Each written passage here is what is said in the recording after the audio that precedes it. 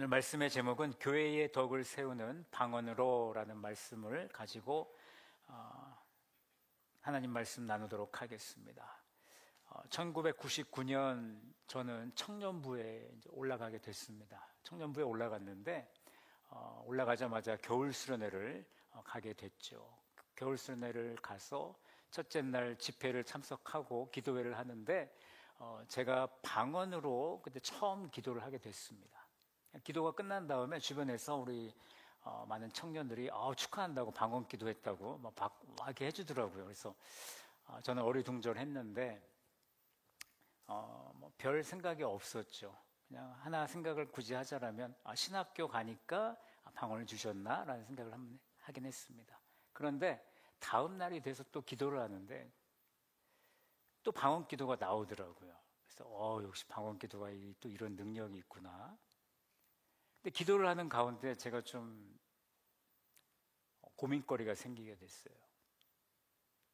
기도를 하는데 제 입은 막 뭐라고 막 얘기하고 있는데 갑자기 생각이 탁 들면서 내가 지금 무슨 기도를 하고 있는 거지? 라는 생각을 하게 됐습니다. 그러면서 다른 생각이 자꾸 나는 거예요. 제 입술은 막 계속 움직이고 있는데 그러면 드는 생각이 이게 정말 방언 기도일까 아니면 방언을 흉내내는 기도일까? 그런 고민을 제가 하게 됐습니다. 그러면서 제가 그때 결단했던 것이 뭐냐면 이제부터는 내가 알아듣는 말로 기도해야겠다. 내가 지금 무슨 기도를 하고 있는지도 모르겠는데 물론 방언이라면 하나님은 아시겠지만 방언 기도를 하는데 내가 왜 다른 생각이 날까? 뭔가 옳지 못하다라는 결론을 내렸기 때문에 저는 내가 알아듣는 말로 하나님께 기도해야겠다라는 다짐을 했습니다. 그리고 그 이후로는 방언 기도인지는 모르겠지만 그 더 이상 방언 기도를 하지 않았습니다. 왜냐하면 당시 저에게 방언은 매우 조심스러운 일이었습니다. 여러분은 방언이란 무엇이라고 생각하십니까? 성경에 보면요, 방언은 하나의 성령의 은사 중 하나로 소개되는 특별한 언어로 말하고 있습니다. 하나님께 기도하거나 찬양할 때 사용되는 방식인데 우리의 평소의 언어와는 다르다는 것이죠. 방언에 대한 첫 번째 기록은 사도행전 2장에 나오는데 오순절 성령 강림 사건 때 제자들이 기도할 때요 성령의 역사가 있어서 각 나라의 언어로 하나님의 큰 일을 말하기 시작했습니다. 여기서 중요한 것은 각 나라의 언어입니다. 각 나라의 언어라는 것은 사람들이 이해할 수 있는 말로 기도를 했다라는 것입니다. 사도행전 2장 4절과 6절과 7절에 보시면요 이렇게 기록되어 있습니다. 그들이 다 성령의 충만함을 받고 성령이 말하게 하심을 따라 다른 언어들로 말하기를 시작하니라. 이 소리가 나매 큰 무리가 모여 각각 자기의 방언으로 제자들이 말하는 것을 듣고 소동하여 다 놀라 신기하게 여겼다라고 말씀합니다. 여러분, 이 방언은 실제로 사람들이 알아들을 수 있는 언어였습니다. 그런데 고린도전서 12장부터 14장에서는 방언이 성령의 은사 중 하나로 등장하면서 여기에서 말하는 방언은 듣는 사람들이 바로 이해할 수 없는 신비로운 언어였습니다. 이 방언에 대한 신학적인 대립이 만만치가 않은데 방언에 대한 신학적 관점이 크게 세 가지로 나눠집니다. 은사주의, 은사폐기론, 그리고 신중한 은사주의가 있습니다. 첫 번째 은사주의는 방언이 여전히 유효하다라고 그들은 주장합니다. 이 관점에서는 성령의 은사, 특히 방언이나 어떤 예언 또 치유와 같은 초자연적인 은사들이 지금도 교회 안에서 일어나고 있다라고 믿습니다. 방언은 하나님과 깊은 영적 교제를 나누는 기도 언어로 이해되고 있으며 예배나 기도 모임 가운데서도요 자연스럽게 이런 은사들을 활용할 수 있다라고 그들은 주장합니다. 그런데 은사 폐기론자들은요 방언과 같은 어떤 초자연적인 은사는 사도 시대 이후로 모든 것이 중지되었다라고 그들은 주장하죠. 이 관점에서는 방언이 초대교회 시절에 복음 전파를 위해 사용되었지만 지금은 성경이 완성된 후에는 그 역할이 끝났다라고 그들은 주장합니다. 마지막으로 신중한 은사주의는 방언이 여전히 존재하지만 매우 신중하게 우리는 그 은사를 사용해야 된다는 것입니다. 방언이 개인의 기도나 예배에서 사용될 수 있지만 교회의 덕을 세우기 위해서는 질서와 통역이 필요하다라고 강조합니다. 고린도전서 14장 27절 28절의 말씀처럼 방언은 반드시 통역이 있을 때 공적으로 사용이 될 수 있다는 것을 따릅니다. 여러분, 이 세 가지 관점은 방언에 대해 다르게 해석을 하지만 공통적으로 방언이 하나님과의 깊은 교제와 교회의 유익을 위한 도구라는 점은 같이 하고 있습니다. 이런 방언의 사용은 매우 신중하며 교회의 가르침과 교회의 질서를 따를 때 영적으로 큰 유익이 주어지는 줄로 믿습니다. 이제 오늘 본문 말씀을 통해서 성경이 말하는 방언의 목적과 또 교회 공동체 안에서 방언이 어떻게 사용되어져야 되는지를 여러분들과 함께 나누도록 하겠습니다. 먼저 방언의 목적을 살펴보겠습니다. 방언의 목적은요, 개인의 유익과 교회의 덕을 위한 것입니다. 고린도전서 14장은 바울의 고린도 교회에서 방언과 예언을 포함한 영적 은사의 오용을 바로잡기 위해서 쓴 내용입니다. 바울은 방언이 개인적으로 하나님과 교제하는데 유익한 은사임을 오늘 인정하고 있지만 교회 공동체 안에서는 방언이 전체에 유익해야 된다는 것을 강조하고 있습니다. 방언이 고린도 교회에서 남용되고 있었기 때문에 바울은 방언 사용의 목적을 명확히 오늘 말씀해 주고 있습니다. 고린도전서 14장 20절 말씀에서 바울은요 이렇게 말씀하고 있죠. 형제들아, 지혜에는 아이가 되지 말고 악에는 어린아이가 되라. 지혜에는 장성한 사람이 되라 라고 권면합니다. 이 말씀은 영적 은사를 사용할 때 성숙함이 필요하다라는 뜻입니다. 고린도 교회 성도들은요 성숙함이 없이 은사를 자랑하거나 자기가 가지고 있는 그 은사를 과시하는 데만 몰두하고 있었습니다. 그로 인해서 교회 내에서 혼란이 있었고 분열이 일어났던 것입니다. 바울은 성도들이 미성숙한 신앙에서 벗어나 성숙한 신앙으로 영적 은사를 사용해야 된다라고 오늘 강조하는 것입니다. 영적 은사는 개인의 만족이 아니라 교회를 세우고 공동체의 유익을 위한 것이다라는 것을 오늘 강조하는 것입니다. 먼저 방언의 은사는요 개인적으로 하나님과 깊이 교제할 수 있는 매우 유익한 은사임을 말해줍니다. 방언을 통해서 성도는 하나님께 자신이 이해하지 못하는 언어로 기도하거나 찬양하며 더 깊은 영적 교제를 하나님과 나눌 수 있다는 것입니다. 고린도전서 14장 2절에서 바울은 이렇게 말하죠. 방언을 말하는 자는 사람에게 하지 아니하고 하나님께 하나니. 방언이 하나님과의 직접적인 소통임을 우리에게 강조하고 있습니다. 이것은 방언이 개인의 신앙생활에서 중요한 역할을 감당한다는 것입니다. 또한 바울은 고린도전서 14장 4절에서 방언을 말하는 자는 자기의 덕을 세운다라고 하며 방언이 개인의 신앙 성숙에 기여할 수 있음을 인정하고 있습니다. 그러나 방언의 은사는 개인적인 유익을 넘어서 교회의 덕을 세우는 것이 더 중요한 목적이 되는 것입니다. 오늘 14장 12절에서 영적인 것을 사모하는 자인즉 교회의 덕을 세우기 위해 그것이 풍성하기를 구하라라고 말씀합니다. 방언이 개인의 유익을 넘어 공동체에 더 큰 유익이 있어야 된다는 것을 주장하고 있는 것입니다. 바울은 고린도전서 14장 21절에서 구약 이사야서 28장 11절과 12절을 인용하면서 하나님께 불순종한 이스라엘 백성이 이방인의 언어로 하나님의 말씀을 듣게 될 것이라는 그런 경고를 오늘 사도 바울은 상기시켜주고 있습니다. 방언이 경고의 역할을 할 수 있지만 듣는 사람들이 이해하지 못한다면 그 의미는 사라진다는 것입니다. 그래서 바울은 고린도전서 14장 22절에서 방언이 믿지 않는 자들을 위한 표적이라고 말하면서 예언은 반대로 믿는 자들을 위한 은사라고 오늘 설명하고 있습니다.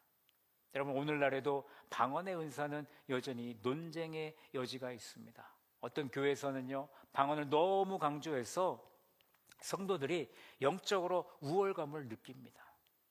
그러면 방언을 하지 않는 성도들은 어떤 마음으로 신앙생활을 할 수 있겠습니까? 영적으로 부족하고 나는 방언을 못해서 이곳에 함께 어울릴 수 없다라는 그런 나약함을 느끼게 만드는 경우가 있다는 것이죠. 하지만 바울의 가르침은 분명합니다.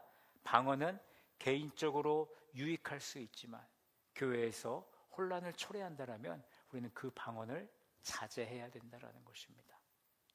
오늘날에도 우리는 방언을 사용할 때 그 목적이 교회의 덕을 세우는 데 있는지 아니면 개인의 체험에만 치중하고 있는지 우리는 신중하게 분별하는 서머나 성도들이 되기를 바랍니다. 그렇다면 방언의 은사는 교회 공동체 안에서 어떻게 사용되어야 할까요? 첫 번째, 바울은 방언 사용 시에 통역의 필요성을 오늘 강조하고 있습니다. 고린도전서 14장 23절 보십시오.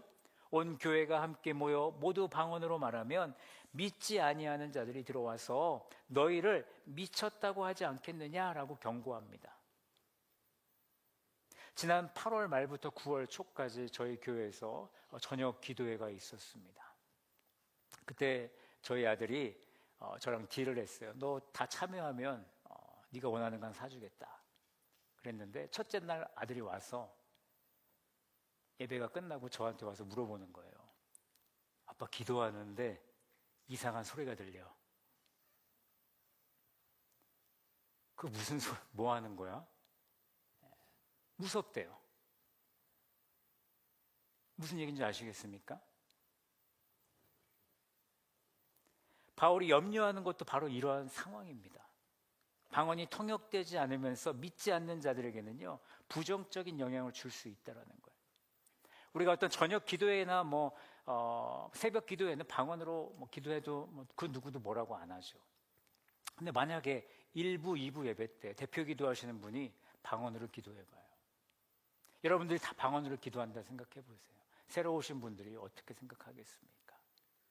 두려워하는 거죠. 오늘 본문에 나와 있는 것처럼 미친 거 아닌가? 그렇게 생각할 수 있다는 것입니다. 고린도 교회도요, 방언을 자주 사용했지만 통역이 없어서 교회 내부에서요, 혼란이 발생한 겁니다. 특히 고린도 교회를 처음 방문했던 사람들이 방언을 듣고 이해하지 못했을 때 그들은 교회를 이상하게 생각할 수밖에 없는 거죠. 바울은 교회의 질서를 유지하기 위해 통역이 없을 경우에는 방언을 예배 중에 사용하지 말라고 오늘 경고하는 겁니다. 고린도전서 14장 24절에서 25절 말씀해 보시면요, 바울은 예언의 유익을 비교하고 있어요. 예언이 믿지 않는 사람들에게도 그들의 마음을 돌이켜서 하나님께 회개할 수 있음을 오늘 강조합니다. 왜냐하면 예언은 그들이 알아듣는 말로 선포하기 때문에 그들이 그 예언을 들었을 때 그들의 마음에 찔림이나 회개가 있을 수 있다는 거예요. 하지만 방언은 그 누구도 들을 수 없는 말이기 때문에, 이해할 수 없는 말이기 때문에 교회의 덕을 세우는데 오히려 방해가 된다는 것을 사도 바울이 우리에게 말씀해 주는 겁니다. 그래서 바울은 두 번째, 방언의 사용의 질서와 오늘 절차를 우리에게 가르쳐주고 있습니다. 방언이 예배에서 사용될 때는요, 반드시 질서와 이 절차를 따라야 한다는 겁니다. 그래야 교회의 덕을 세울 수 있다는 겁니다. 우리 27절 말씀을 함께 읽어보실까요? 27절입니다. 시작.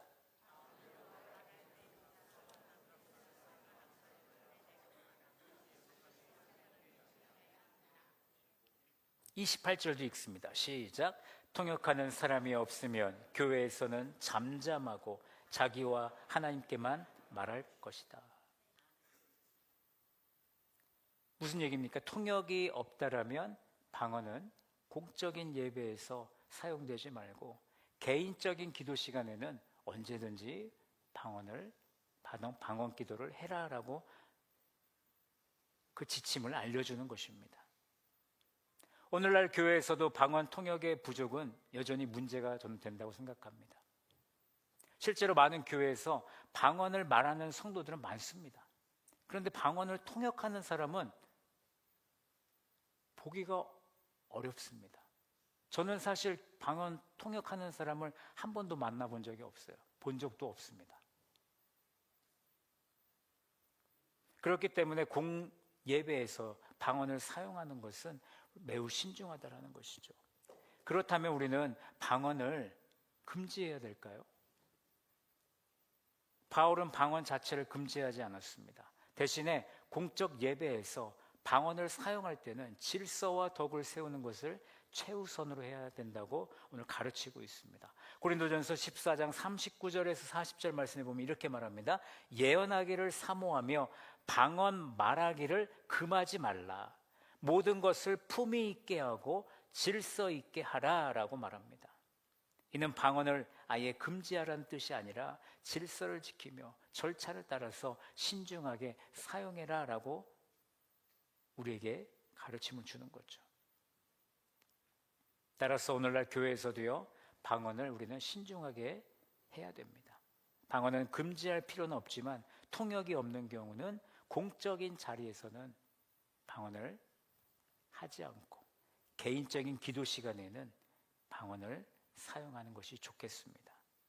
공적 예배에서 방언이 남용되면요, 혼란을 초래할 수 있기 때문입니다. 바울의 가르침에 따라서 방언은 교회의 덕을 세우는 방식으로 온전히 사용되어져야 되는 것입니다. 방언의 올바른 사용은 질서와 통역이 있을 때 가능합니다. 교회는 방언을 제한하는 것이 아니라 성경의 원칙에 따라서 신중하게 사용해야 된다는 것을 말씀드립니다. 오늘날에도 우리는 방언을 사용할 때 그 목적이 교회의 덕을 세우는 데 있는지 우리는 신중히 검토해야 되겠습니다. 결론입니다. 오늘 우리는 고린도전서 14장 20절부터 28절을 중심으로 방언의 목적과 그 사용에 있어서 필요한 질서와 절차에 대해서 함께 살펴보았습니다. 오늘날 교회에도 방언의 사용은 여전히 중요한 주제로 다뤄지고 있습니다. 방언은 하나님과의 깊은 영적인 교제를 위한 매우 귀한 은사입니다.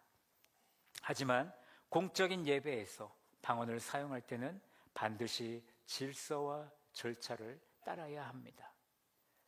통역자가 없으면 방언은 개인적인 기도로 제한되어야 하며, 방언이 교회의 덕을 세우지 못한다면 방언 사용을 자제해야 된다는 것이죠. 이제 우리는 이 말씀을 듣고 어떻게 반응할 것인지를 우리는 고민해 봐야 됩니다. 하나님께서 우리에게 주신 영적 은사는 교회 안에서 올바르게 사용되어야 합니다. 그 은사를 사용할 때는 항상 나의 덕이 아니라 공동체의 덕을 세우는 것이 목적이어야 됩니다. 방언의 은사를 받은 분들은요, 그 은사를 자랑하거나 과시하지 않기를 원합니다. 교회의 질서와 덕을 세우는데 사용하기를 원합니다. 우리 모두는 각자 받은 은사를 교회를 세우는 도구로 온전히 사용해야 됩니다. 방언을 포함한 모든 은사는 우리 하나님께서 주신 선물이기 때문입니다. 그것이 질서 있게 교회의 덕을 세우는 방식으로 사용되어야 되는 것이죠. 그래야만 우리가 그 목적을 잃지 않게 되는 것입니다. 여러분의 삶 속에서 받은 은사를 교회의 덕을 세우는 데 사용하기로 결단하기를 원합니다. 하나님께서 주신 그 은사를 통해 교회와 이웃을 신중하게 섬길 수 있기를 간절히 바랍니다. 이 결단을 통해 우리는 더욱 건강하고 질서 있는 우리 서머나 교회가 세워질 줄로 믿습니다. 그 역할을 온전히 해내는 우리 서머나 모든 성도들이 되시기를 예수님의 이름으로 간절히 축원합니다.